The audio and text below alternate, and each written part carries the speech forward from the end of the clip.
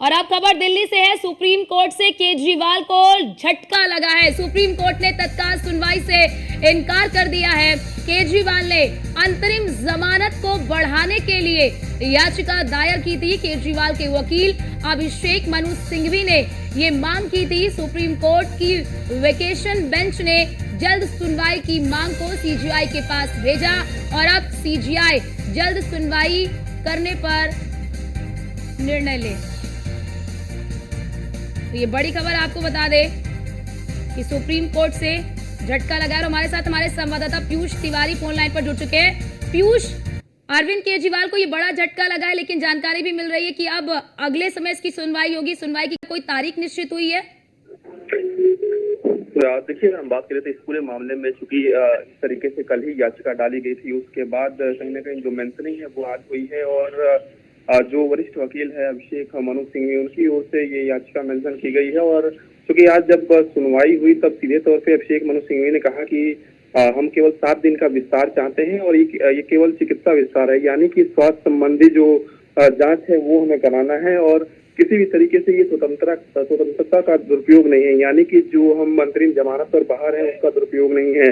इसके साथ ही चूंकि जस्टिस जेके महेश्वरी की बेंच ये सुनवाई कर रही थी, तो इससे जस्टिस जेके महेश्वरी ने सीधे तौर पे कहा कि ये पूरा मामला जो है वो कहीं ना कहीं भारत के मुख्य न्यायाधीश देख रहे हैं और उन्हीं को इस पूरे मामले में निर्णय लेने दीजिए। लेकिन इसके साथ ही उन्होंने ये भी कहा कि क्या पिछले सप्ताह आपने जस्टिस दत्ता के समक्ष इसका उल्लेख किया था? अगर नहीं किया था तो क्यों नहीं किया था? तो अभिषेक मनु सिंघवी ने आज कहा कि परसों ही जो प्रिस्क्रिप्शन है वो दिया गया था और इस पूरे मामले में सुप्रीम कोर्ट ने ये कहा है कि ये मामला चूंकि सुना जा चुका है और इस पूरे मामले को सुरक्षित रखा गया है और इस पूरे मामले में हम कुछ नहीं कर सकते हैं, क्योंकि इस पूरे मामले की जो सुनवाई है वो 17 मई को हुई थी और इसे सुरक्षित रखा गया था।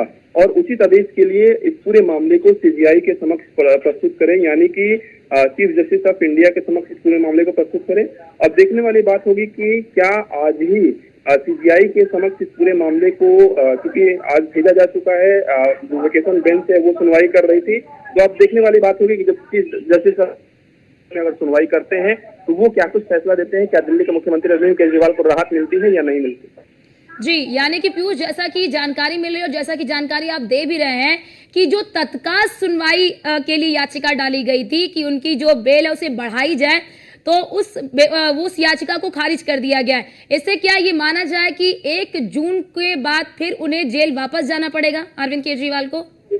देखिए, जब तक सीजीआई के समक्ष ये मामला मेंशन नहीं होता है, अगर सीजीआई इस पूरे मामले को सुनते हैं, अब सीजीआई क्या इस पूरे मामले पर फैसला देते हैं कि अरविंद केजरीवाल को राहत देते हैं या नहीं देते हैं, इस बात पर सारी चीजें निर्भर करती है।